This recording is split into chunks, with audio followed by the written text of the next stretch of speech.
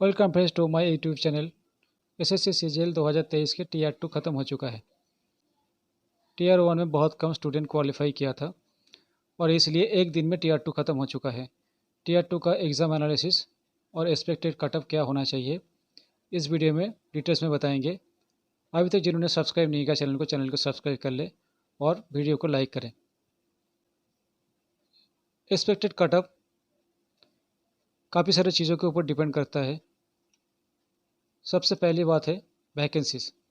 जब वैकेंसीज ज़्यादा होता है तब कट ऑफ ऑटोमेटिक कम हो जाता है। जब वैकेंसीज कम होता है तब कट ऑफ बढ़ जाता है। पिछले साल के कंपैरिजन में इस साल में वैकेंसीज बहुत ही कम था। पिछले साल का वैकेंसीज बहुत ज़्यादा था। पिछले साल वैकेंसीज था 36,000 प्लस 36,000 प्लस और इस साल वैकेंसीज है 8,000 प्लस।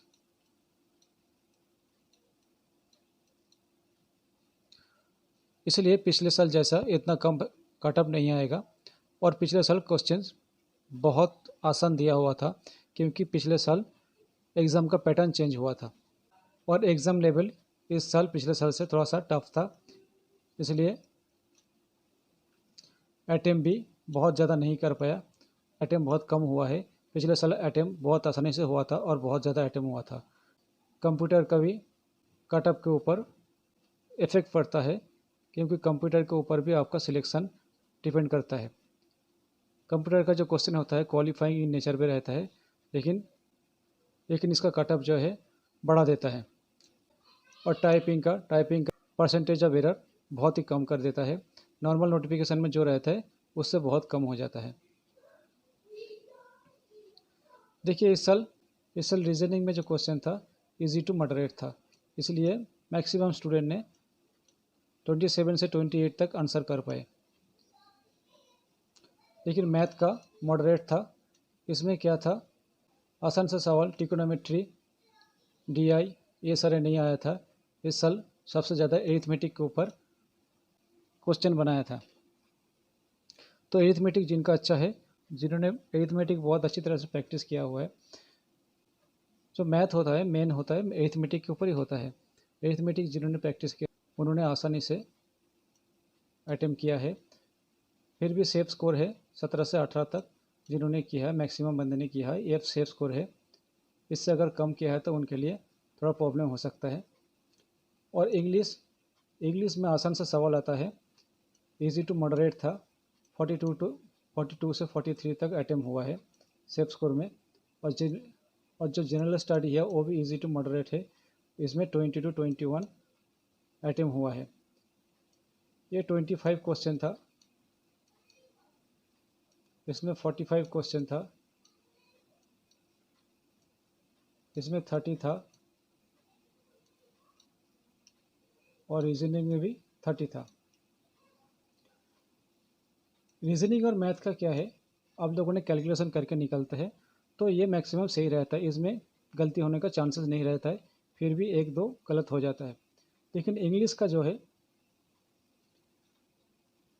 आप लोगों को लगता है आप लोगों ने सही आंसर किया है, लेकिन बाद में देखते हैं जब आंसर किया आता है बहुत सारे गलत हो जाता है। बहुत सारे लोग तो बोलते हैं मैं बहुत किया हूँ, पूरा किया हूँ, लेकिन इतना सभी ने नहीं कर पाता ऐसे ही। जो 42 से 43 तक अटेम्प्ट करता है उनका बाद में देखा जाता है उनका 36 सही है। तो करीब 8-9 गलत हो जाता है। इसलिए इंग्लिश का नंबर कम हो जाता है। जिन्होंने सही किया है उनके लिए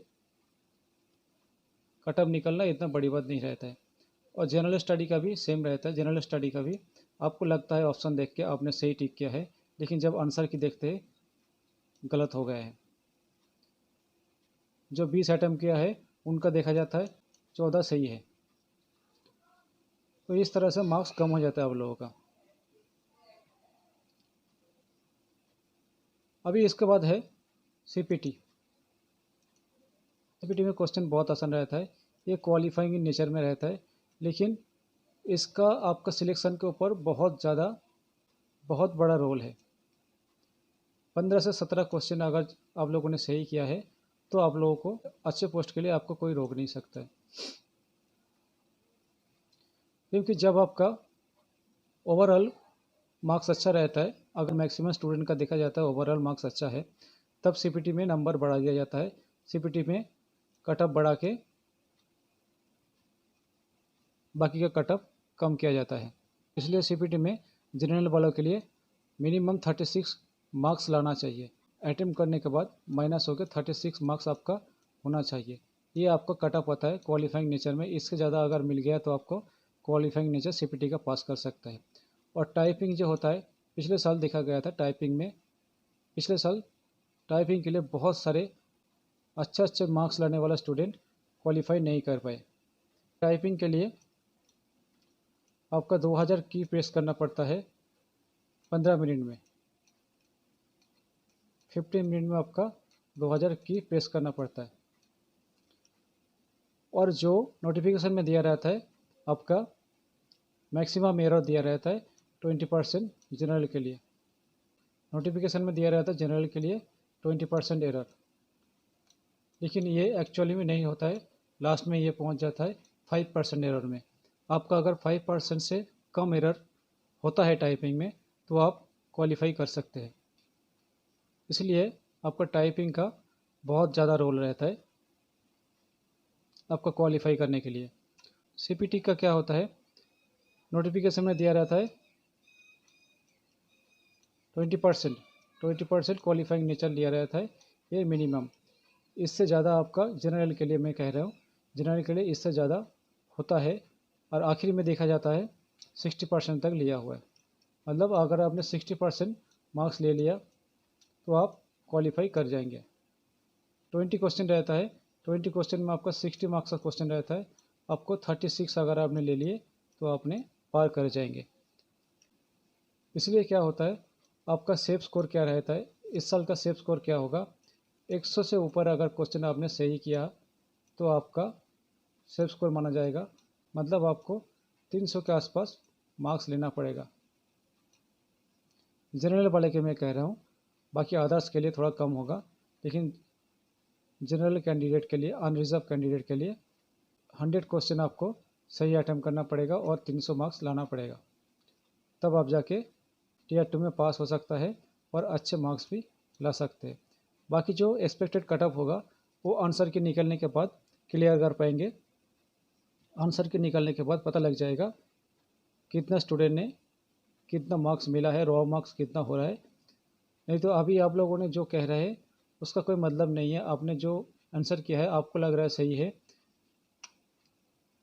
इंग्लिश में और जनरल स्टडी में, आपको लगेगा सही है, लेकिन बाद में ये गलत हो जाता है, बहुत मार्क्स कम हो जाता है।